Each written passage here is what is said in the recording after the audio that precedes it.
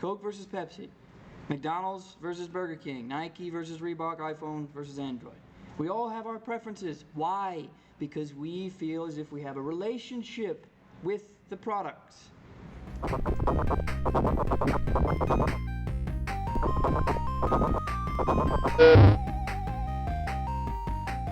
So, advertising consists of persuasive messages sent by identified sponsors to targeted customers through controlled media. This is from the book, and I highlighted the most important aspects: persuasive messages and targeted consumers. So we do our research to target the consumers. Good advertisements, they tug at the heartstrings. You can just pick one of the four. I mean, there's plenty more choices, but a lot of these advertisements that we see today, this is what they do. They tug at the heartstrings. They want to take you on an adventure. They want to make you feel like you're going on an adventure. They break barriers like women in STEM, stuff like that. And they can use goofiness to a degree because comedy and humor is hard. The main goal is to get through everyday clutter. We've talked about this before. The amount of advertisements we see every day is absolutely terrifying. It's terrifying, in my opinion. That's what I study. So a good advertisement tries to cut through that, tries to set yourself apart. How can you stand out? You conduct research on the client, the product, the competition, and target audience so you can build a persuasive message. You get creative. Strategic messages and benefits. Focuses on a benefit that your product offers to the target audience. A lot of times, you tell the audience. You tell them, this is what the product's going to do, this is how it's going to help you. People don't want to figure it out, okay? You research, you form one clear message, and then that creates the strategic message. Quote, benefits build brands, and a brand is a consumer's image of a product. How we perceive the product. How we perceive our relationship with the product. Some examples. We've all heard this before. Coke versus Pepsi, McDonald's versus Burger King, Nike versus Reebok, iPhone versus Android. We all have our preferences. Why? Because we feel as if we have a relationship with the products. Okay, now we're going to be getting into the AWA assignment. So the task is to create a strategic message planner for the product of your choice. The content must include 12 sections. Research on 12 sections. Sounds like a lot, but once you get started, I promise it becomes a little bit easier. Wow, I misspelled readings. And have a minimum of 3 credible sources. So credible websites, peer-reviewed articles, news organizations, stuff we've done before. All right? Does everyone get that? Does everyone hear me? That this is the task. Our next assignment. I'm not going to read all of this. We're going to get into it. Those are the 12 sections, by the way. Format design, really important. If y'all aren't listening, this is a good point to listen at. Format design, single-spaced, 12-point, Times New Roman. It's going to be titled Strategic Message Planner with the product name of your choice. Subheadings for each of the required sections, blank line between each section. Here we go. Page length, 3 to 5 pages long. The source page is not included in the 3 to 5 pages long. Okay? Right. 3 to 5 pages, 12 sections. Sounds like a lot. So don't wait. We have a little bit of time for this assignment, but for the love of everything good, that does not mean to wait. So, the SMP itself, it's a planning doc. So the audiences don't see this sort of thing. Advertising companies do this all the time. It's the center. It's the heart of their campaign. It helps create a clear strategic message. That's what we're looking for. A clear strategic message. I need to see that you've done your research on the consumers, for instance. The heart of a successful ad summarizes an idea to motivate the target audience. It's created before jingles, slogans, and headlines. We are most likely not going to be creating jingles, slogans, and headlines for this. It's going to be hard. I remember in my class we had a little bit of trouble with that, because we all thought that that's what we ought to be creating. But it's not necessarily jingles, slogans, and headlines. So this planner is the core of the research. I would write that down somewhere at the very bottom, the formatting in your book, 186 through 191, because it tells you exactly what you need to know. Features, it's concise, detailed, specific. Research areas are from the client, the product, the target audience, and the competition. It makes sense, pretty straightforward. and you summarize the research in the 12 areas we're about to go over. So here's one. The advertising goal. This is one sentence long, or even a fragment if you're good at that. It's short and sweet. What's the goal of your soon-to-be advertisement? Yeah, makes sense. A goal. You may gravitate toward make money or to sell, but that's not going to be enough, okay? We, make it a little bit prettier than we're just going to sell and make a lot of money. Focus on how your ad will make it happen, for instance. Position of a product or client within a market can also help determine an ad goal. So, what does that mean? Do your research. Client key facts. Up to 80% of consumers buy because of reputation. This bleeds into the relationship we all have with what we're wearing, with what we buy, with what we eat. Think about Cane's or Whataburger. Do we all, we might frequent that sort of place. Why? Because we feel like we have a relationship with them. We like the vibe. We like the music. We like the food. Yeah? Ask yourself, what aspects of a client can help when developing a successful ad? There's like 20 other questions in the book, by the way, and I took 3 of them. What sets my client apart from competitors? Love that question. It's pretty simple. Are they a socially responsible organization? That's a big one. Kyle, you had brought up BP oil spill. Are they a responsible organization? Probably not.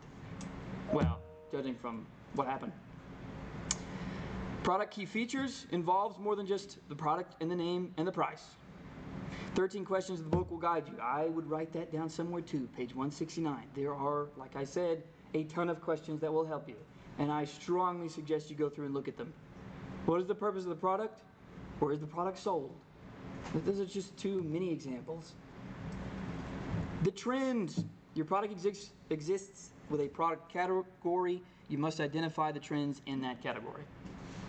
What do sales look like? Are there any regulations affecting sales, imports, redesign, blah, blah, blah, blah, blah, blah, blah. Everyone kind of get the general idea for that one? Target audience, demographics and psychographics. This is really important.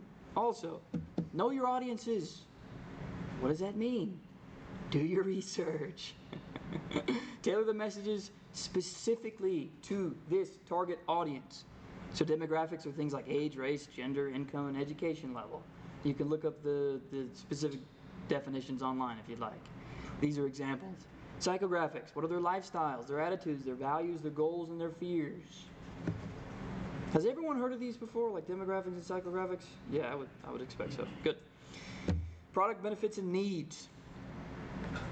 Feature of the product that appeals to the target audience. What makes me want to buy your product? Why do I need it? That's why we tell them the importance of the product. That's why we don't want them to figure it out on their own. That's why things come with instruction manuals. We tell them, is there more than one benefit? Which is the most important? Use research to determine audience appeals and why. We'll get into, I think, a little bit more detail into appeals and stuff like that in a minute. So here's some needs people want. Some needs people want. Some needs people need. Control, companionship, and confidence. I explain them. Control, we want to save our time. We want to feel good. We don't want to feel afraid. We want to feel comfortable. Companionship, that improves appearance, fashion. We can think of the beauty industry for this example. Fashion, relationships, increased sexual attraction or belonging and acceptance. Buy this cologne. Women will like you. Something like that, yeah?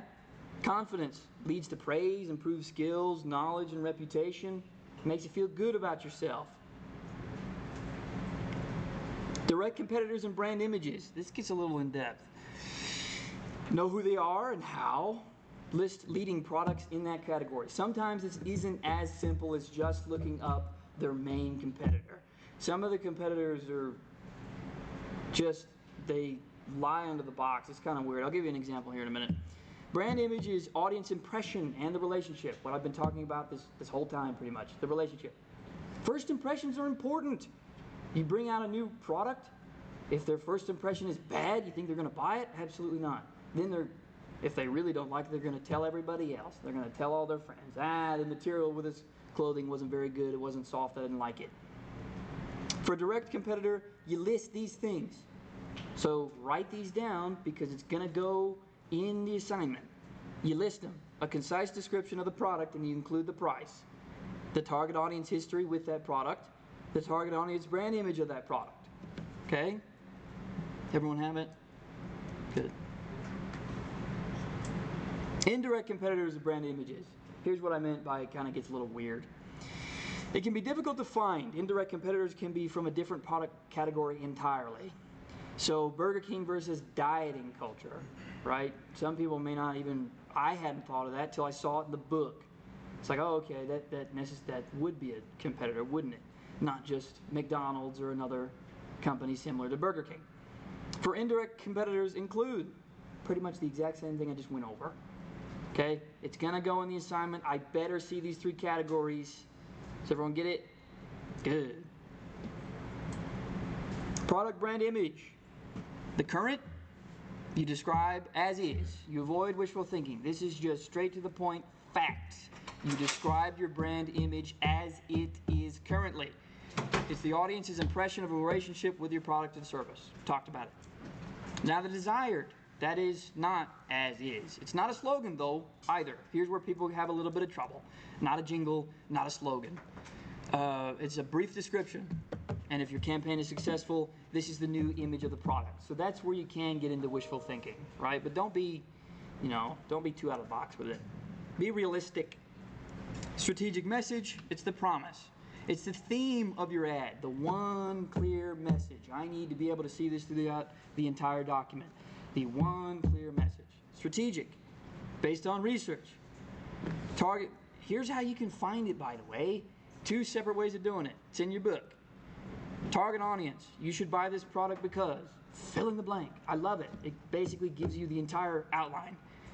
There's another way of doing it. Target audience, we promise you that this product will, fill in the blank. It's not a slogan again, please remember that. We don't need to see jingles that rhyme and stuff like that. It's the guiding principle. Supporting evidence, the proof. Present benefits that support your message. These are the selling points. Typically, at this stage in the doc, you do not add more new stuff that I haven't heard about yet. Okay?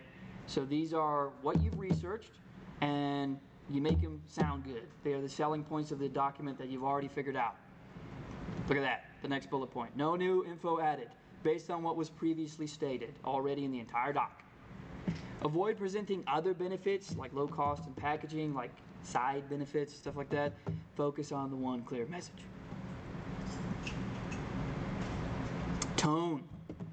AP style. We've gone over this the whole semester. Brief, but for this assignment specifically, you can do 3 adjectives or 1 or 2 sentences. Pretty simple. What do you want the tone of your ad to take? Here's some great examples. If I were y'all, I'd write them down because you could just pick and choose. Whichever bullet point you like the most. Hopeful, inspiring, wondrous. Romantic, sensual, pleasing, adventurous, wanderlust, spontaneous, funny, silly, humorous, scary, fearful, protective. Yeah? These all bleed into the needs we just got done talking about. People want to feel comfortable. They don't want to feel afraid. They want to feel good. Okay?